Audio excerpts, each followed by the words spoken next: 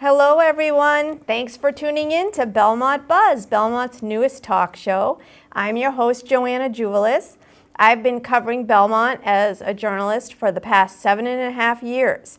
And I feel like a bee buzzing around Belmont getting all the news. And it was 7.5 years ago when I started covering Belmont that I met today's guests. His name is Mark Paolillo. Hello, Joanna. He is the Selectman Vice Chairman. He has served since 2010. He decided not to run for a fourth term recently, which is the latest buzz in Belmont we're going to be talking about. Prior to your time as a selectman, you were on the warrant committee for 6 years. You've been a town meeting member, and you were on the Community Preservation Act committee. And Traffic Advisory Committee as and well. Traffic Advisory Absolutely. Committee. So. Yeah, that was fun. Yeah, I think you're going to be missed on the Well, board. thank you for Honestly, saying that. I think if you were going to run again, I wonder if anybody would be running against I you. don't know. That is an interesting question. You know, as a I don't know the politician answer. and someone who serves in, as, you know, in that role, you always know that you have a campaign, you know, perhaps, but maybe not. I know maybe the not. last time. That didn't factor into my decision, but yeah. Your last election, you did run. You did have an opponent. I It did. was Alexandra Right. Ruban, Right. and now we have two definite candidates in a race: Jesse Bennett and Roy Epstein. And I just learned about a potential third. So Really? it should Wow. be. Yeah, I didn't we'll hear that. see I what haven't heard that yet. happens. Yeah. But I just want to reflect. 7.5 years ago, the first time I ever laid eyes on you, Mark. It was a very early morning meeting on I a on time? weekend. Hopefully, yeah. And it was on a weekend, and it was early in the morning. And yes, it was you. I don't know if you were on time actually. I know, Now that's that been you a mentioned it, morning meetings but are a it, challenge for me, but it was unfortunately. about the Thomas Clark House, the historic Yeah. Thomas Clark House, and the selectmen had to decide whether or not to approve. Trying to think if it was moving it to that property on Concord Avenue. I can't really recall what it was. Well, it was but going to be, someone had purchased the house, and so their plan was to demolish it, and so we were Right. trying to save it. Right. And we worked for a while within the community to try to find a location, and we could not. And that was the only location. We said, well, we need to move it. I mean, that was pretty cool watching it come down the street, if you recall. on 7 Concord years Avenue. ago in February. And yep. quite an event to move it, you know, on land that we owned, with the hope that we would find a place for it, and unfortunately we didn't. And it was a beautiful house, and unfortunately we did not find it. It has been deconstructed, as you know, and I know. cataloged. I don't know where it's sitting today, and maybe someday it'll be put back together again. But Oh my we goodness. weren't successful in saving it, and that's too bad. It is too bad, and that's Yeah. why they now have the whole demolition delay That's right, bylaw, absolutely. which is good. Yes. So first tell us, why did you decide not to run? That's a good question. It was a really tough decision, and frankly, a really close call. I had been thinking about it all through the holiday season, earlier than that, as a matter of fact. And believe it or not, it came down, I made the final decision on that Sunday before the Monday of the board meeting, which I announced.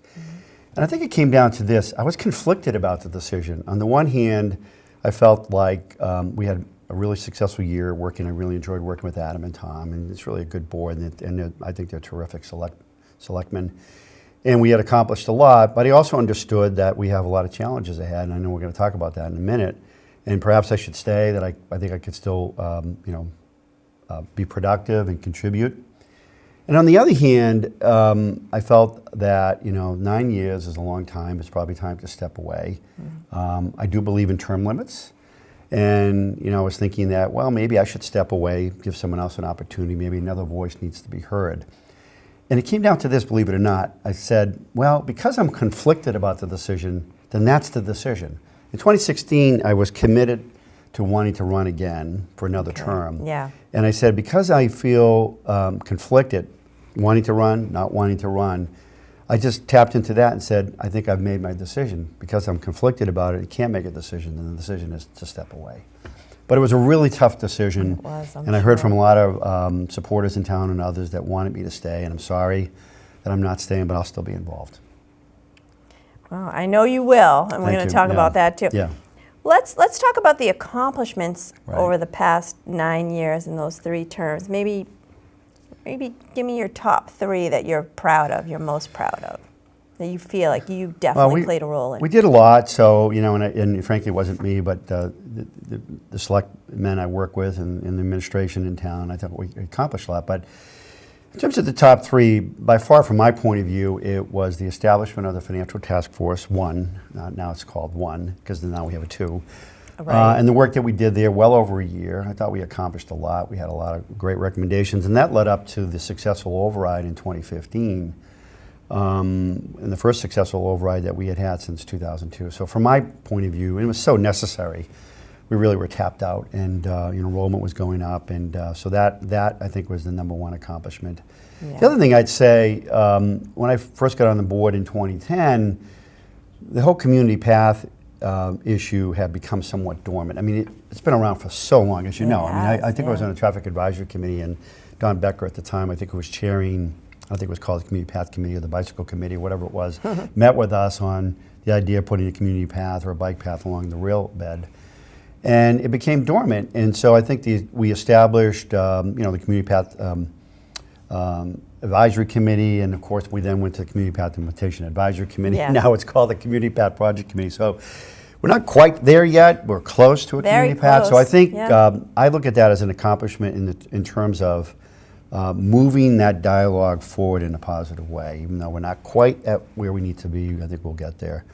And then finally, the reason I wanted to run in 2016 is I think from an operating point of view, we had addressed a number of the issues because of the override. But the major capital projects in town really needed to be addressed as well. We knew the high school was going to move forward Yes. at some point in time, but the other major projects, police station, DPW, library, the skating rink.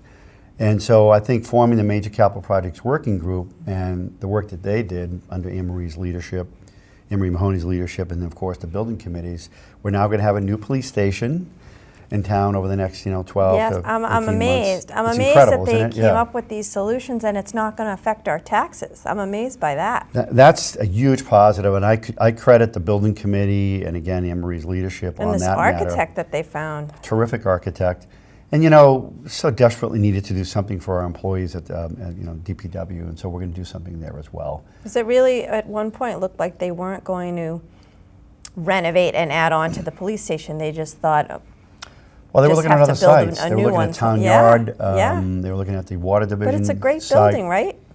Well, I think that's what the architect said. I wasn't close to that. I wasn't on the building committee. So for it to stay there, because it's a beautiful building, as you know. I think so, For it and I to love stay the there location. and to rebuild it there, we're going to have to relocate the police department. That's going to create some disruption. Yes. Hopefully minimal. Still don't know where. Right, exactly. We don't know where.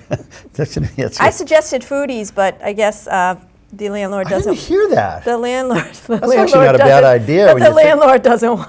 Doesn't want that. Alcatelli Properties is not keen on that? No, Oh, that's no. going to remain open for quite some time. That's not a bad idea, actually. That was- Yeah, you did suggest that. I didn't hear that Yeah, one. but she But said no, she so I asked think and they said no. I think we're going to vote on it sometime soon, or at least approve it.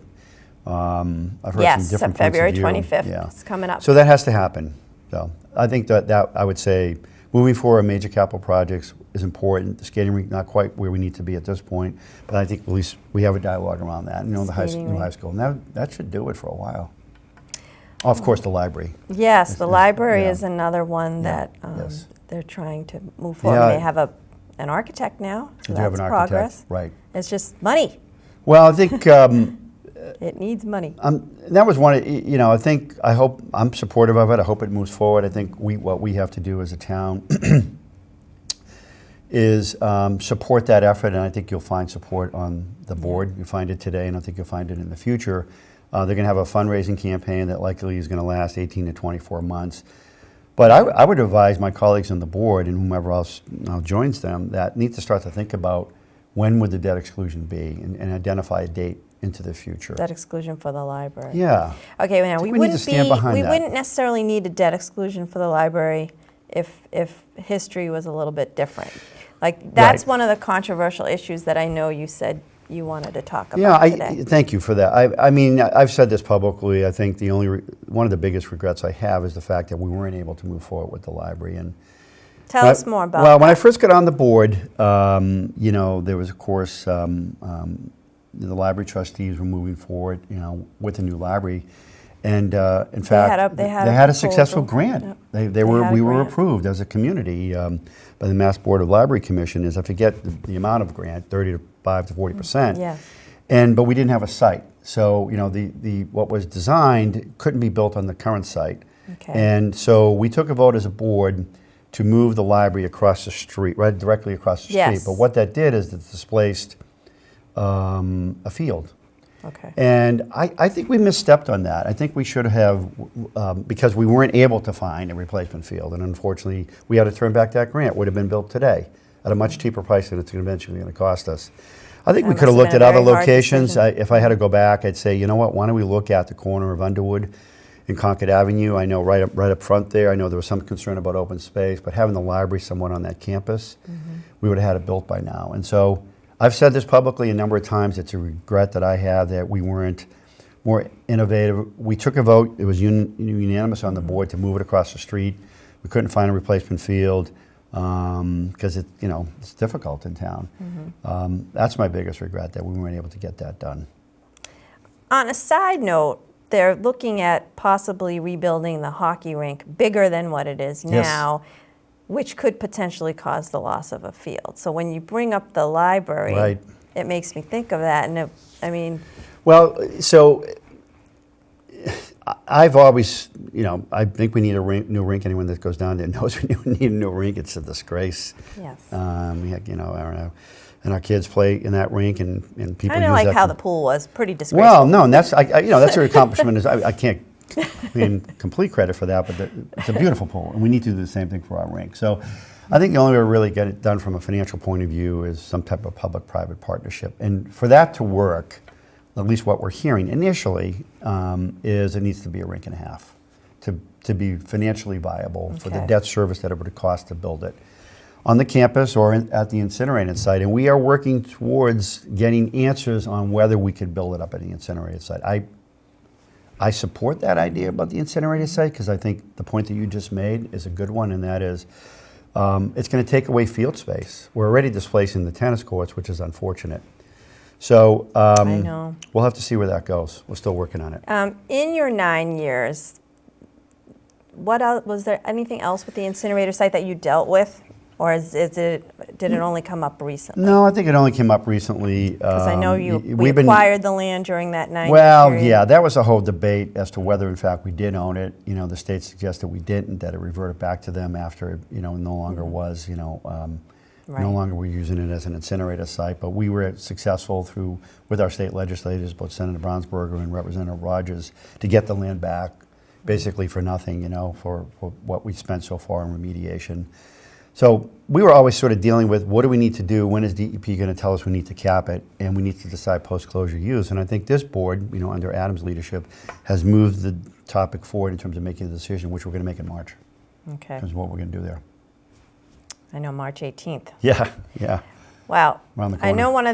there was another controversial issue that you said you wanted to talk about, and that was the whole liquor license. Yeah, that was unfortunate. The transfer of the Loading loading dock dock license liquor license to to Star Star Market. Well, that was a 2-1 vote, if you recall. It was the one were- vote you against were the it. one opposed, And I think it was controversial. It created division within the board and also created division within the community. It was unfortunate that division occurred. I'm not questioning my colleagues' point of view on this. That's what they felt, that was something they wanted to do. I felt strongly that the reason that we established all of these liquor licenses is for local establishments to have them, not Star Market, who's a great corporate citizen. And so that's why I voted against it. But that was, if you recall, 2 heated meetings that we had on the matter, maybe more than 2. And then we ended up ultimately deciding, town meeting decided, we put forward changes in our liquor licenses that they cannot be transferred. They're not. There was some kind of a loophole that made it transferable in the first licenses, place. the new licenses that we adopted at town meeting did not have the non-transferability provision in it. Somebody messed up somewhere. Probably, and that was unfortunate. And so that was those licenses, the one that the loading dock had, could be transferred. They weren't intended to be bartered. They were intended to give to, and I voted to award it to the loading dock. They were intended to give to establishments like the loading dock, like Spirit of Gourmet, like others, vintages, like Craft Beer Cellar. Yes. Local establishments, in different parts of town, Waverly Square, Cushing, whatever it might be, to enhance the quality of life for the residents within that particular area of town. So we've taken care of the transferability issue, but that was unfortunate. That was definitely very controversial. And another controversial thing I think you dealt with was Town Center. Yeah, the town green. The town green, Yeah. the little triangle in front of Belmont Savings Bank. Yeah. So I'd say generally the board mishandled that too, because we had town meeting voted on Belmont Center, which is beautiful. And the town green was going, if you recall, Joanna, was going to be up to the bank. Right, there would be no parking at all, right? No park. Well, in front of the but bank. we were hearing, so what happened was that was decided at town meeting, and then we were hearing from Council on Aging and other residents that they were concerned that they couldn't pull up to the bank. It was difficult to pull around into the parking lot. And so we had a meeting, and members of the board, and I was there, voted to change that design. And that created enormous controversy and division. And it did. I think the board could have done a better job. We're here to bring the community together on issues, not divide it. And so if you remember, there was a special town meeting that was called through petition. We lost at that town meeting. And then what ended up happening, we actually I thought, reached a good answer. We brought the groups together finally to come up with a solution that I think works. Because I think having that drive-through in the parking there that we close off now during the summer months for our senior citizens in town so they can pull right up to the bank was important. I haven't but actually the way we noticed sort of it. went up. I think they closed it off maybe once. No, it's been closed. It Yeah, I has? know you haven't Okay. noticed it, but I've seen it a number of times. I thought they were during going the to spring do and summer more with months. the actual green part, maybe like add a fountain or something. Well, they were going to put a clock there. Belmont Savings Bank. Oh, is gonna- I think they still, they still. Yeah, are. they're going to sponsor. The foundation is going to sponsor putting a town clock, a clock on that green, which is beautiful. I've seen the design of it, but no, we're not going to put a fountain. No, So.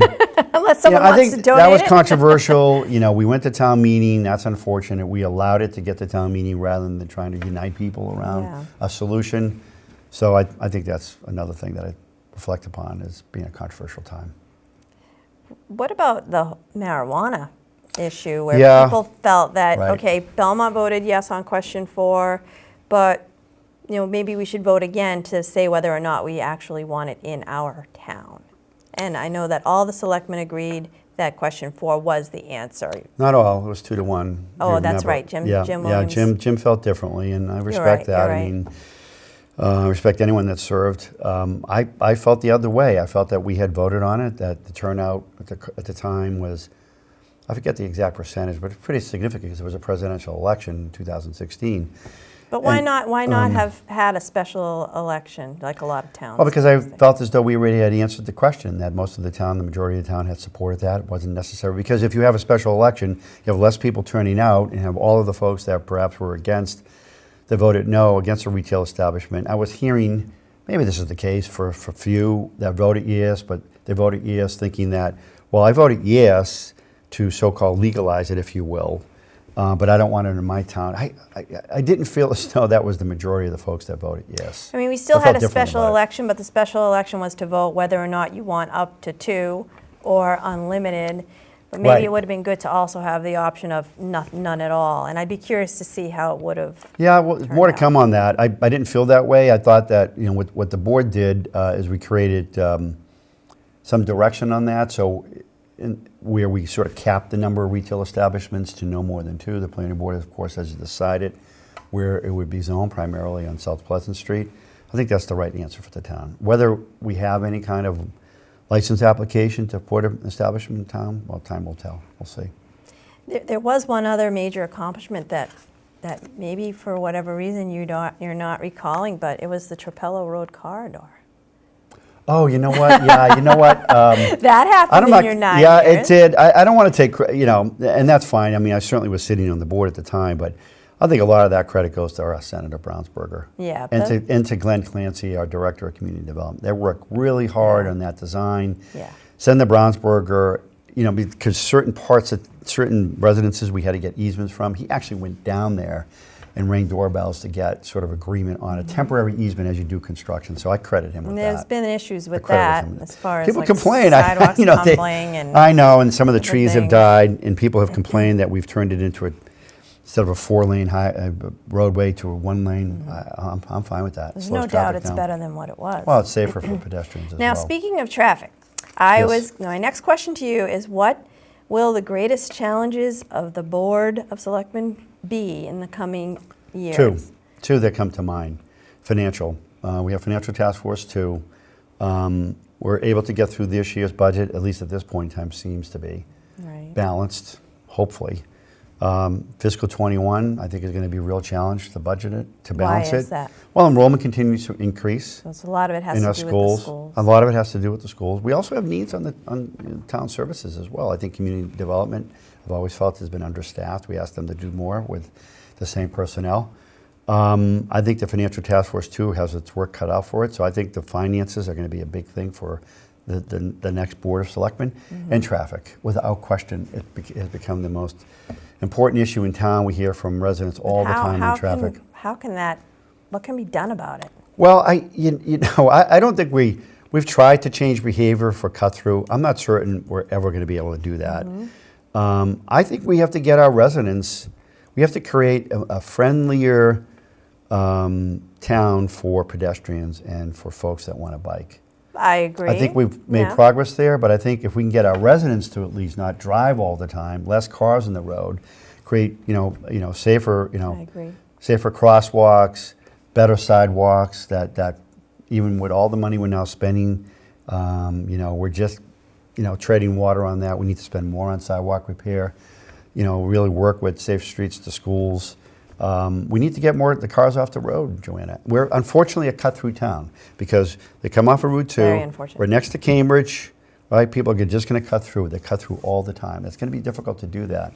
So traffic is a big issue. We have to make our town safer for the pedestrians. So the selectmen, you think, will That play is a the big biggest, role one of in the helping biggest with that? issues that they need to deal with over the next year. What's your advice to the next selectman or select woman who will be filling your seat? I think a couple of things. What I learned when I first joined, no matter how much experience I had more to learn. So I'd say that you need to listen and to learn because it is a different, even if you've served in other capacities in town, it's a lot different. And you're the executive branch of government, so it's an important role that you're providing service for.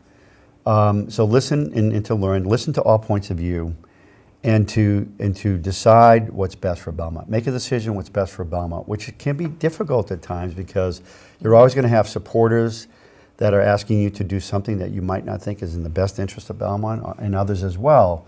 It's hard not to sort of accommodate their point of view. You want to listen to them without question, but I think you need to sit there and make a decision what's best for Belmont. It might not be something that who have supported you agree with, but that's my advice. Think about what's best for the town. First and foremost, make that decision. I don't think you'll ever regret what you've done. What skills do you think, or qualifications do you think a candidate should have? I think a good listener. I also think it's important to have some experience in town affairs.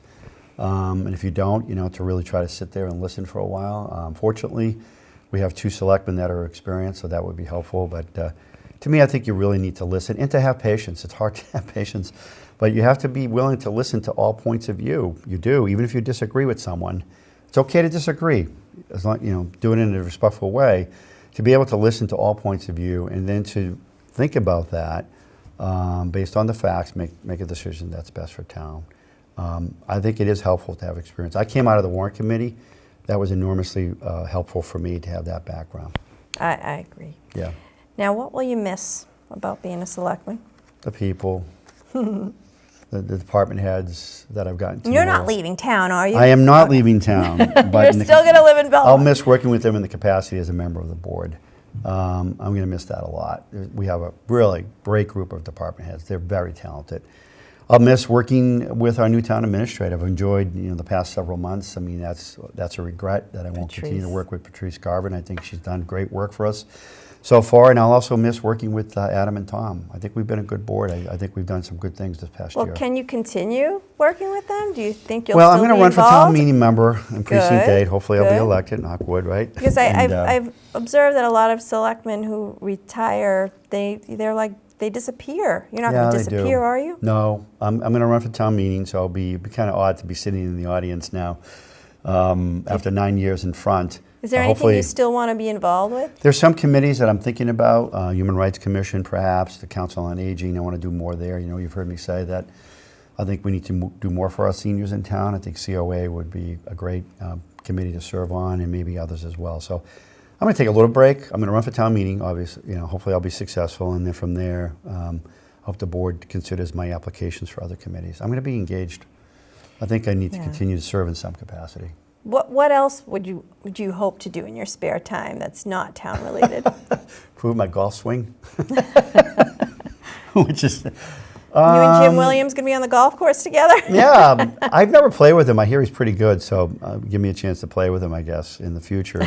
Spend Is that more what all the time. retired selectmen do? No, I don't think so. But spend more time with my family, but my wife and I like to volunteer. We do a lot for our church, and so we've talked about doing other things outside of Belmont, maybe volunteering in a different way. So I'm excited about the opportunities to do other things. I haven't quite decided what those other things are. I'll stay involved in town, but I might do things more broadly at the state or national level. But we'll find out. We'll see. We definitely have to keep in touch. Absolutely, Joanna. Not going Keep me anywhere. posted on what you're doing. And I will. I want to promise. thank you for taking time out of your busy schedule to come Welcome. on the show. It's a pleasure to be here, actually. Thank you as well. I'm going to miss you. Well, we'll still see each other, and thank you for what you do for the town as well. And I think a program like this is important to It's a lot of our fun. I residents said know maybe what's you can going get on. your own show now. Yeah, that'd be kind of fun. Well, thank you everyone for tuning in to Belmont Buzz, Belmont's newest talk show. What's the latest buzz? Let me know what you think who we should have on our next show to talk about the latest buzz in Belmont. I want to thank Paradise Flowers for these beautiful flowers that she Very nice. donated for our show today. And I want to thank Jeremy Meserve and Belmont Media Center for all that you do to make this possible. Thank you.